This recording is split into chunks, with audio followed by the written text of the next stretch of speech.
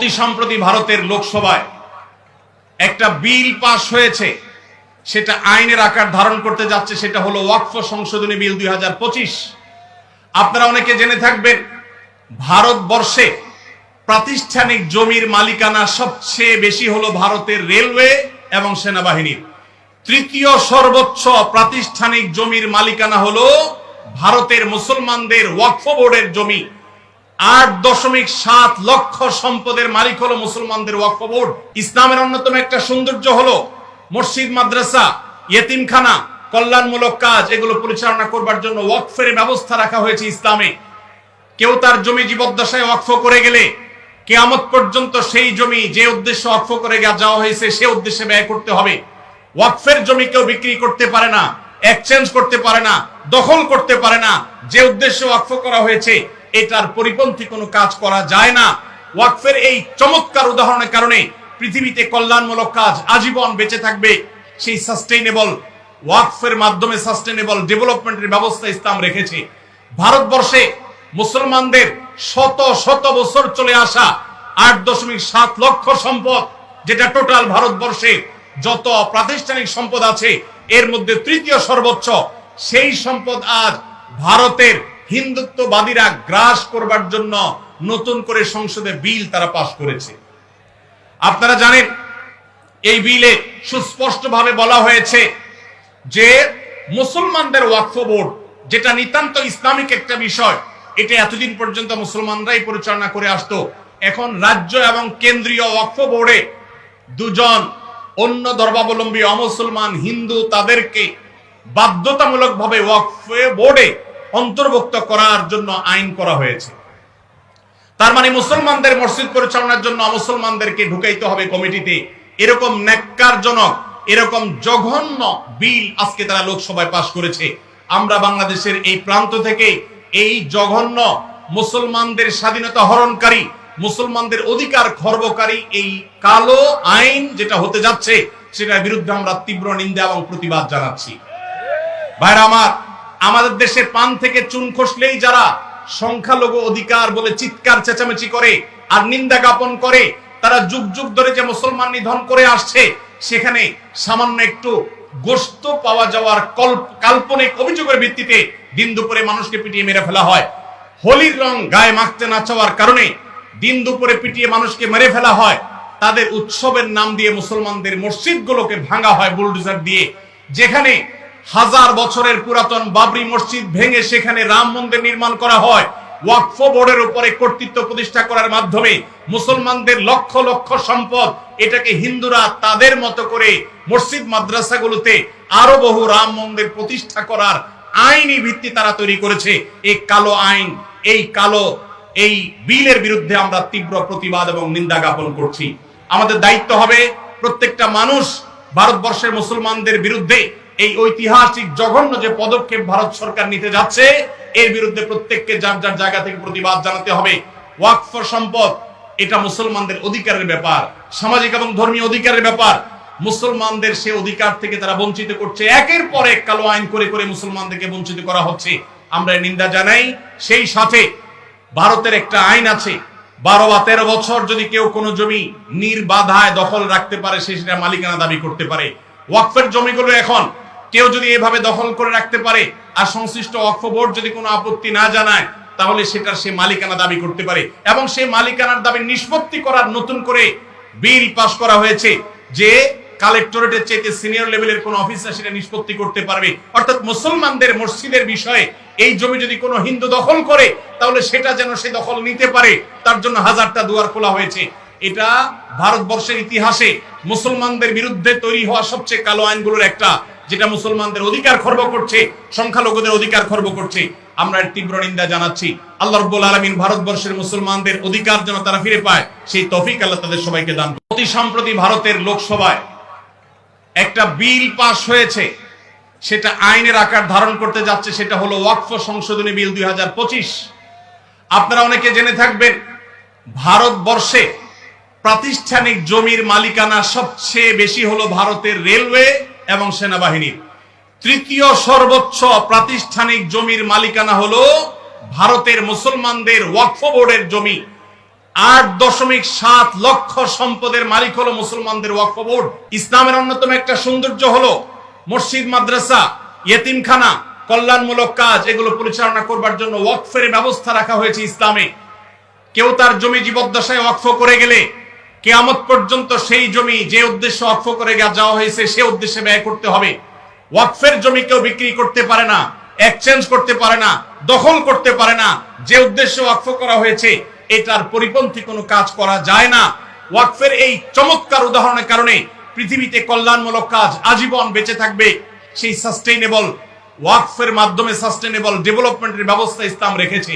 ভারতবর্ষে মুসলমানদের শত শত বছর চলে আসা 8.7 লক্ষ সম্পদ, যেটা টোটাল ভারতবর্ষে যত প্রাতিষ্ঠানিক সম্পদ আছে এর মধ্যে তৃতীয় সর্বোচ্চ, সেই সম্পদ আজ ভারতের হিন্দুত্ববাদীরা গ্রাস করবার জন্য নতুন করে সংসদে বিল তারা পাশ করেছে।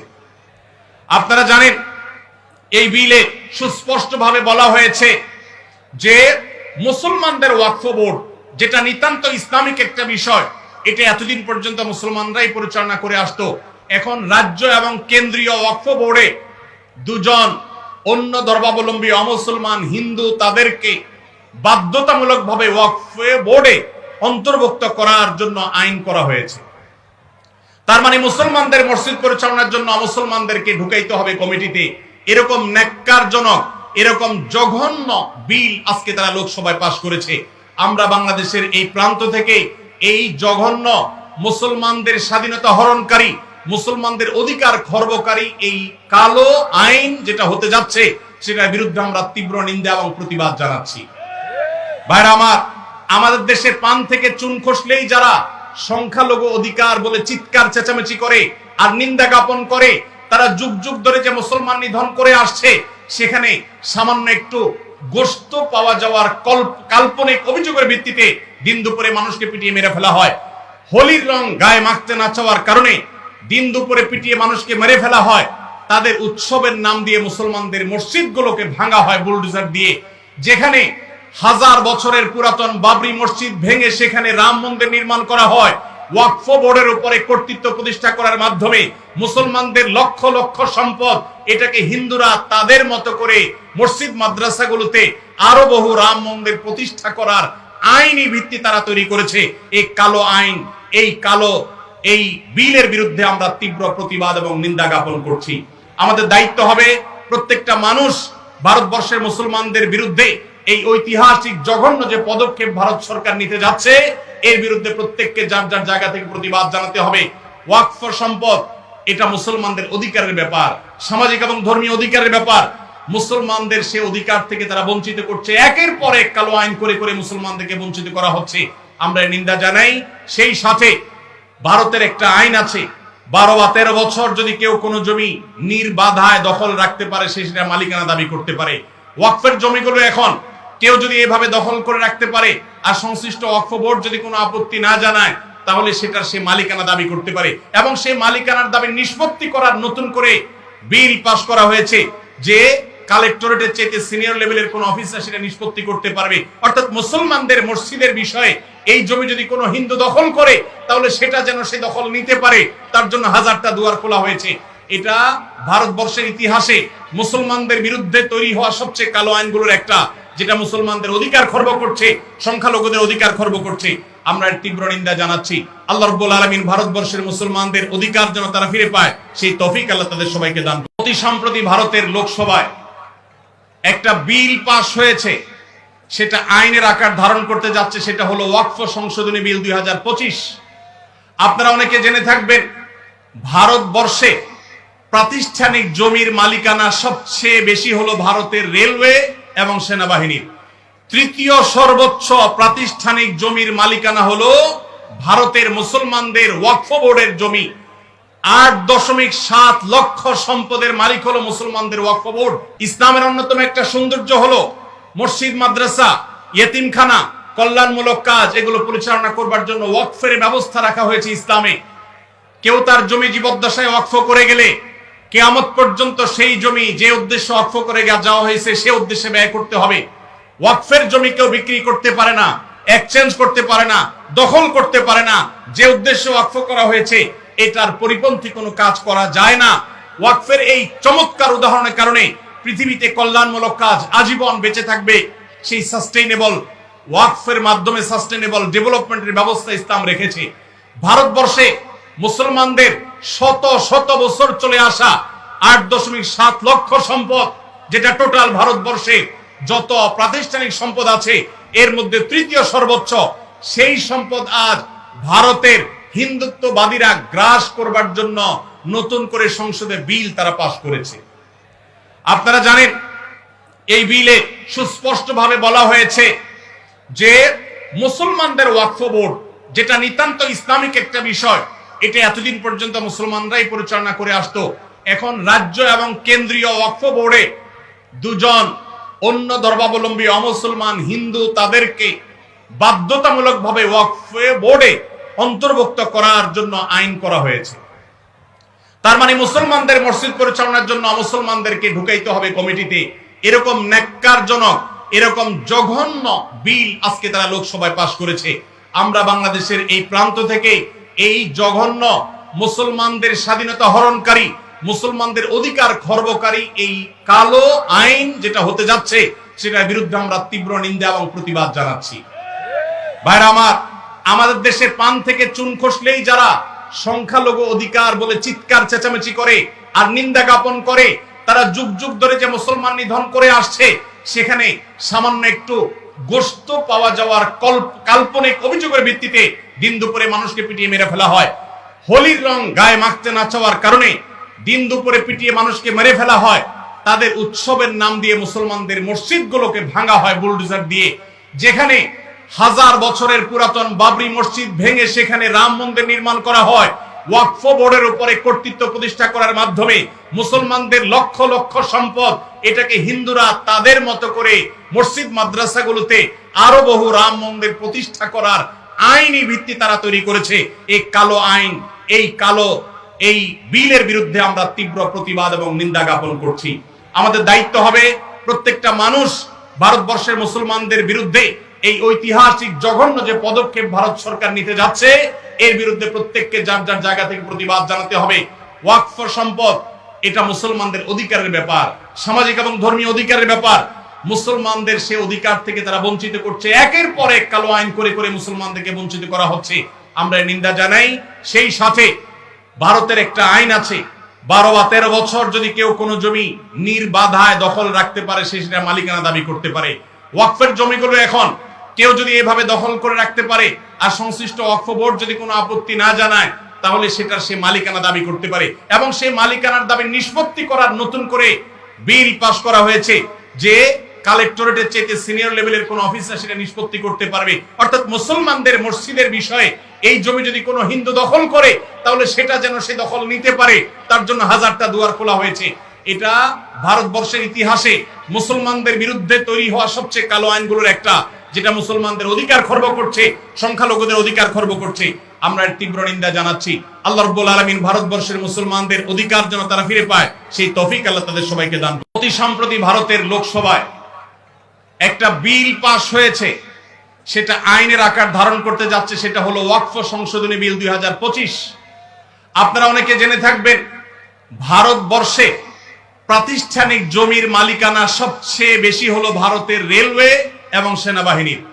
তৃতীয় সর্বোচ্চ প্রাতিষ্ঠানিক জমির মালিকানা হলো ভারতের মুসলমানদের ওয়াকফ বোর্ডের জমি।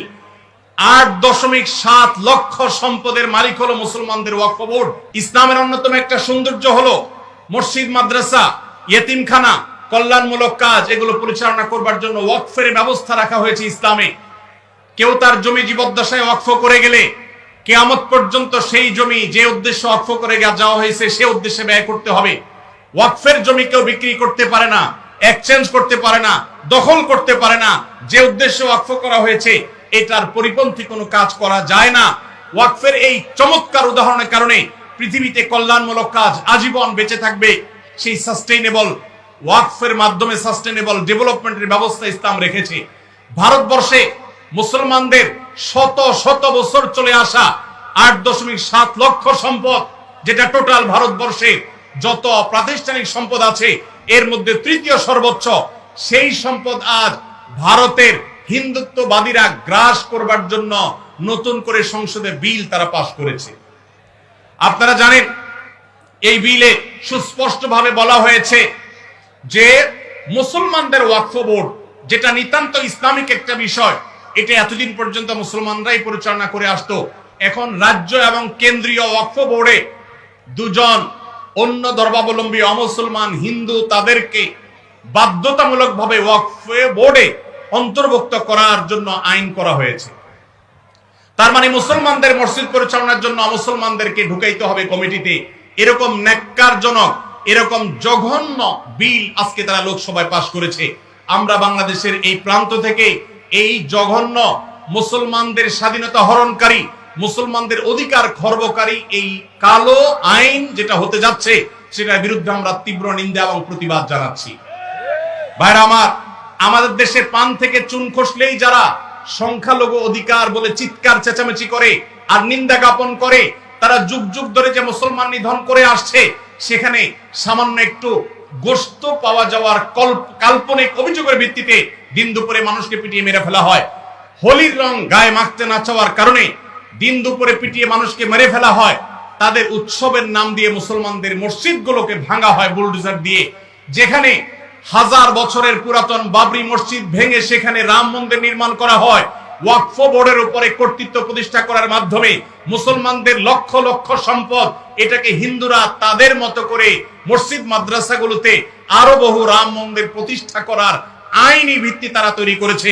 এই কালো আইন, এই বিলের বিরুদ্ধে আমরা তীব্র প্রতিবাদ এবং নিন্দা জ্ঞাপন করছি। আমাদের দায়িত্ব হবে প্রত্যেকটা মানুষ ভারতবর্ষের মুসলমানদের বিরুদ্ধে এই ঐতিহাসিক জঘন্য যে পদক্ষেপ ভারত সরকার নিতে যাচ্ছে, এর বিরুদ্ধে প্রত্যেককে যার যার জায়গা থেকে প্রতিবাদ জানাতে হবে। ওয়াকফ সম্পদ এটা মুসলমানদের অধিকারের ব্যাপার, সামাজিক এবং ধর্মীয় অধিকারের ব্যাপার। মুসলমানদের সে অধিকার থেকে তারা বঞ্চিত করছে। একের পর এক কালো আইন করে করে মুসলমানদেরকে বঞ্চিত করা হচ্ছে। আমরা নিন্দা জানাই। সেই সাথে ভারতের একটা আইন আছে, 12 বা 13 বছর যদি কেউ কোনো জমি নির্বাধায় দখল রাখতে পারে, সে সেটা মালিকানা দাবি করতে পারে। ওয়াকফের জমিগুলো এখন কেউ যদি এভাবে দখল করে রাখতে পারে আর সংশ্লিষ্ট ওয়াকফ বোর্ড যদি কোনো আপত্তি না জানায়, তাহলে সেটার সে মালিকানা দাবি করতে পারে। এবং সেই মালিকানার দাবি নিষ্পত্তি করার নতুন করে বিল পাশ করা হয়েছে, যে কালেক্টরেটের চাইতে সিনিয়র লেভেলের কোন অফিসার সেটা নিষ্পত্তি করতে পারবে। অর্থাৎ মুসলমানদের মসজিদের বিষয়ে এই জমি যদি কোনো হিন্দু দখল করে, তাহলে সেটা যেন সে দখল নিতে পারে, তার জন্য হাজারটা দুয়ার খোলা হয়েছে। এটা ভারতবর্ষের ইতিহাসে মুসলমানদের বিরুদ্ধে তৈরি হওয়া সবচেয়ে কালো আইনগুলোর একটা, যেটা মুসলমানদের অধিকার খর্ব করছে, সংখ্যালঘুদের অধিকার খর্ব করছে। আমরা এর তীব্র নিন্দা জানাচ্ছি। আল্লাহ রাব্বুল আলামিন ভারতবর্ষের মুসলমানদের অধিকার যেন তারা ফিরে পায়, সেই তৌফিক আল্লাহ তাদের সবাইকে দান।